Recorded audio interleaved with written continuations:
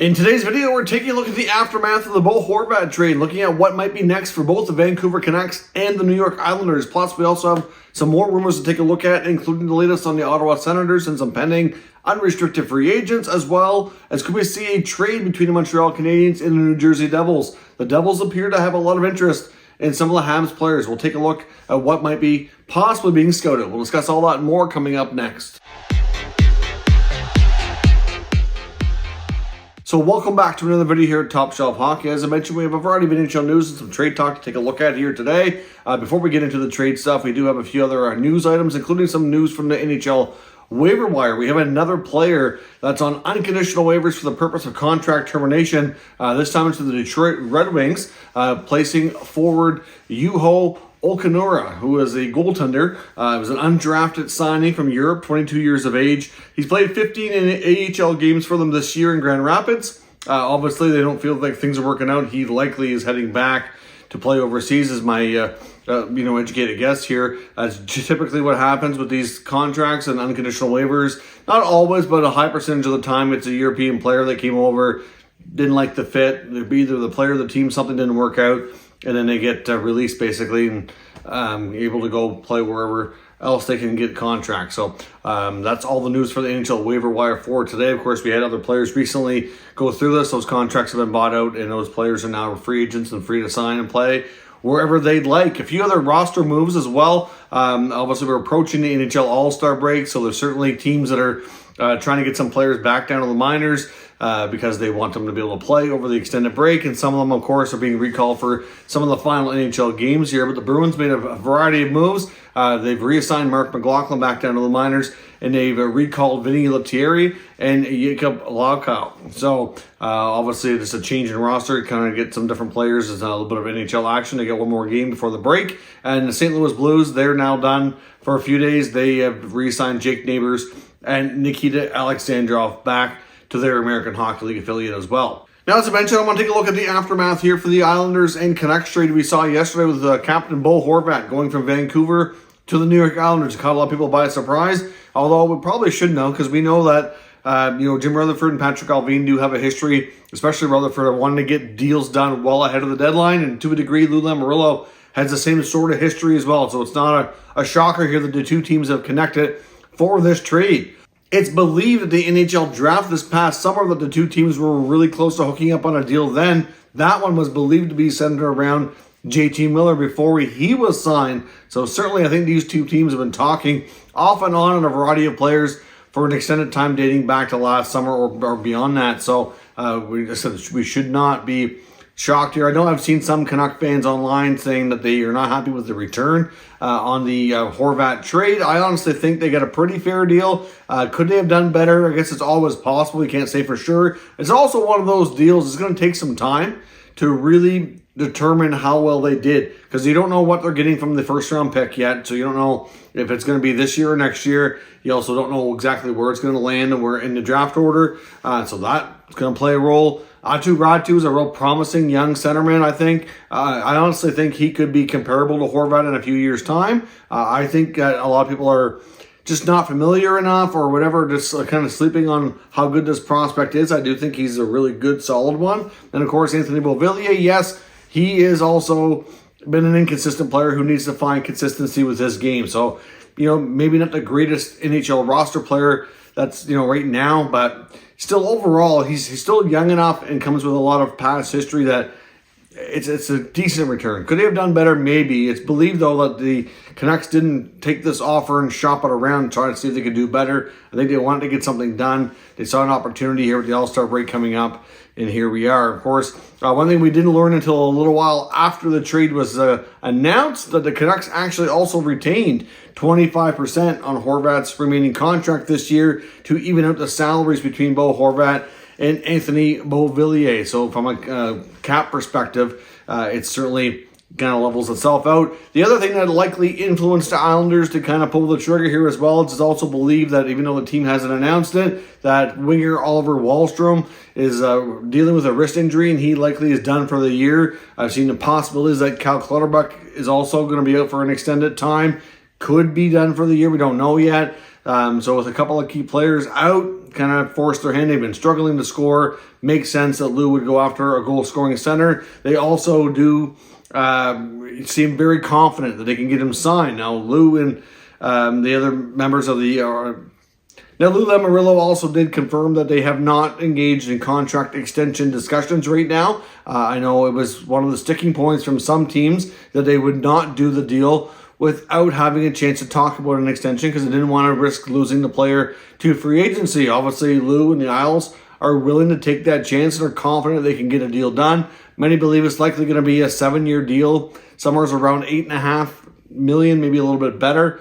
I think it's believed for right now, likely we're going to see Matthew Barzal play on the wing, but over time, it's something that could possibly change. As I don't think the Islanders are done here. Having the ability to put some of these contracts on LTIR could increase their spending ability. Obviously, Lou doesn't want to go into LTIR right now, which is why these injuries have not been announced. Obviously, they can continue to accrue cap space. They'll put them on LTIR probably pretty last minute near the deadline and be able to make use of that space later on. So it's likely here that especially if the Islanders can start to play better and hold on a playoff spot, you're likely going to see Lou make another move of some kind. I know there's been a lot of rumblings about Tarasenko. I don't know if he'll be the guy they end up getting or what they do, but you can certainly not count him out. It's also possible you could see him target a defenseman, and I wouldn't rule out Chychrun in Arizona being on his radar. It may not be, could still be another scoring forward,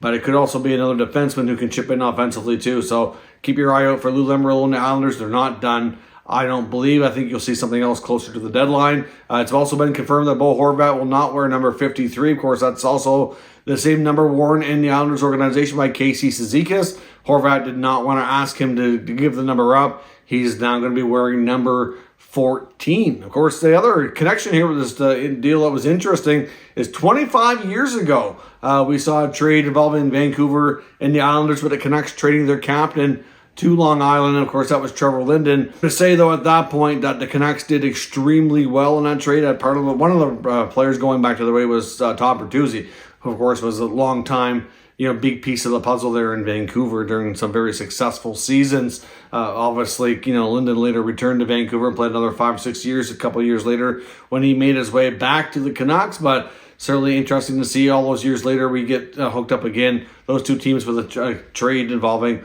the team captain. But what's next now for Vancouver? We've talked about what's likely coming next for the Islanders.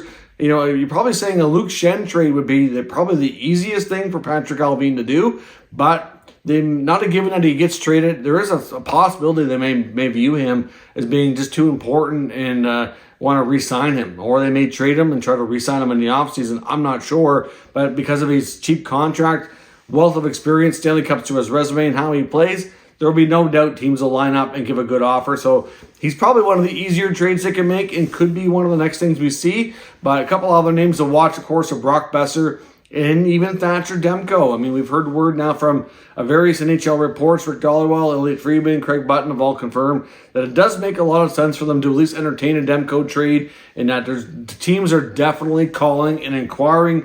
Doesn't mean they're going to do it. It really boils down to offers. Demko's had a tough season. There's also word on Demko that maybe he's not real happy in Vancouver. There's some that believe he would welcome a trade. It's not like he's asked for a trade, but it's believed that he, not real happy with the direction of the organization and would be open to moving on. So that's certainly not good news if he doesn't want to be there. And Elliot Friedman has made mention of, and Jeff Merrick, both on Between the 32 Thoughts podcast and the Jeff Merrick show, linked about 4 teams that they feel would make sense and would be a good fit. You're looking at the Buffalo Sabres, of course. They do have some good goaltending coming up through the pipeline with Ukko-Pekka Luukkonen, and they have some other prospect goalies like Devin Levi on the way. So I don't know if they want to go down that road, but he's certainly more established than they are. So it kind of gets them to being a more serious contender now more than later. He's 27 years old, so you can't rule that out. They have a ton of young players, so they can make a good offer to Vancouver and part with somebody that would probably be very attractive to Vancouver in that sense.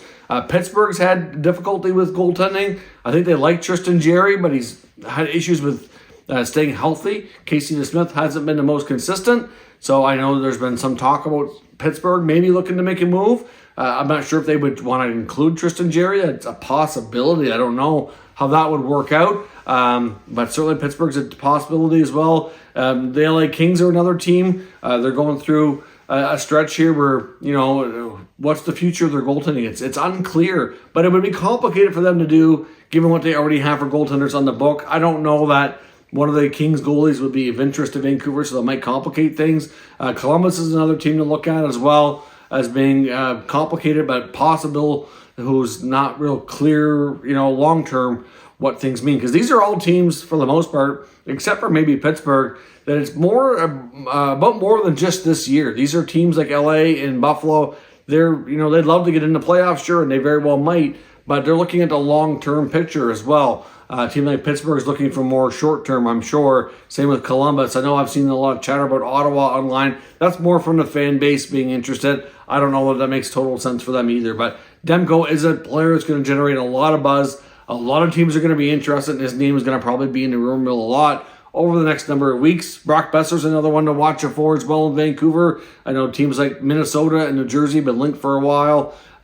His agents had permission to speak to other teams, so it's hard to say when a deal will come together, but certainly something to keep an eye on there. Boeser will likely get moved here at some point. So, lots are going to be happening. I think Canucks are going to be very busy in between now and the deadline, and then again in the offseason. We're going to see, I think, major surgery and major turnover done to this roster. Now, it's believed that the Ottawa Senators have made a variety of their pending unrestricted free agents available in trade scenarios as well. I don't think they're in a big rush to get things done now. It sounds like GM Pierre Dorion wants to kind of see how the team does after the All-Star break, getting closer to the deadline to see if they can inch themselves closer. Of course, they play their final game before the break tonight against the Montreal Canadiens. As I record this game, they're off to a hot start. They're already off to I think it was a 2-0 lead early in the first. If they win that game, yes, they're still going to be under the playoffs, but they're going to be back in the conversation. And I think that the team will kind of want to, take its time to see how things go. Now, of course, the last couple of years, we've seen them bring up some youngsters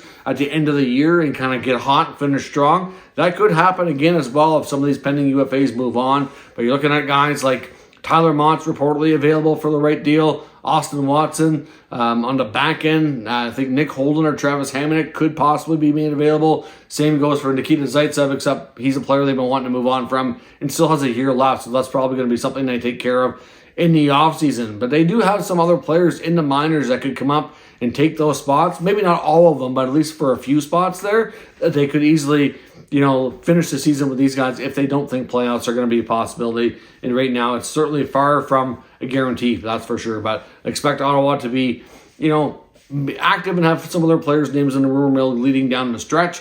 And could we see a trade between Montreal and New Jersey? It sounds like the Devils, because we know for sure GM Tom Fitzgerald has come out publicly and stated he absolutely would love to add a top six forward before the trade deadline. Now, a lot of people have linked him in the Devils to Timo Meier in San Jose. That does make a lot of sense, and that might be what we see happen. It's a real possibility. Wouldn't rule that out. But another team that they've been heavily scouting is Montreal. They've been scouting the Habs hardcore at pretty much all of their games of the last couple of weeks, including tonight's game against the Senators. And, who are they looking at is the big question. And you have to think that it's a real possibility that they're scouting Josh Anderson. If you look at that Habs roster, they're not going to be moving. Like I said, guys like Suzuki. Of course, Caulfield's injured right now, but he wouldn't be available anyway. Slafkovsky's not going anywhere. Probably not Kirby Dach, but a lot of the other veteran players could probably be had for the right price.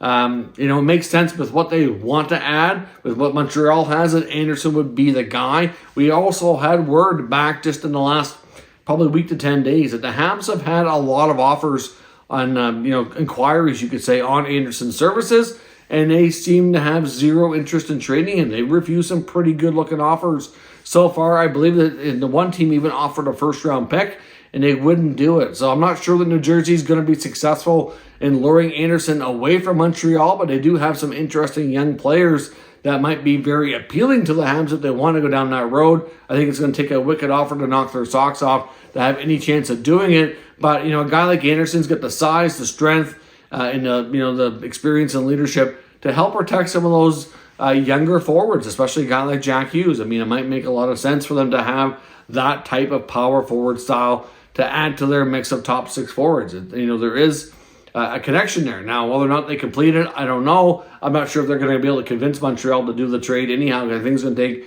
a substantial offer. It's believed that the Devils might be willing to throw in a player like an Alexander Holtz, for example, who's a really solid prospect. They have obviously lots of defensive prospects as well. I'm not sure they're looking to move a guy like Luke Hughes or Simon Nemec, but anybody else probably could be had for the right price. And a team like Montreal, who's rebuilding, could benefit from that. But again, they need to have some veterans, and it's not clear that Anderson is a guy they want to move. But they're certainly getting lots of interest at some point. Will they cave, or will they just hang on to him no matter what? We'll have to wait and see what they do. But the Devils will be, we'll have to watch the Devils scouting here leading into the deadline to see what they might be up to. So let me know your thoughts on what we discussed today down in the comments. We'll discuss further. If you're new to the channel, of course, make sure you subscribe and stick around. We'll keep you up to date with the latest news, rumors, and analysis of all 32 NHL teams. Thank you for watching, and I will catch you next time.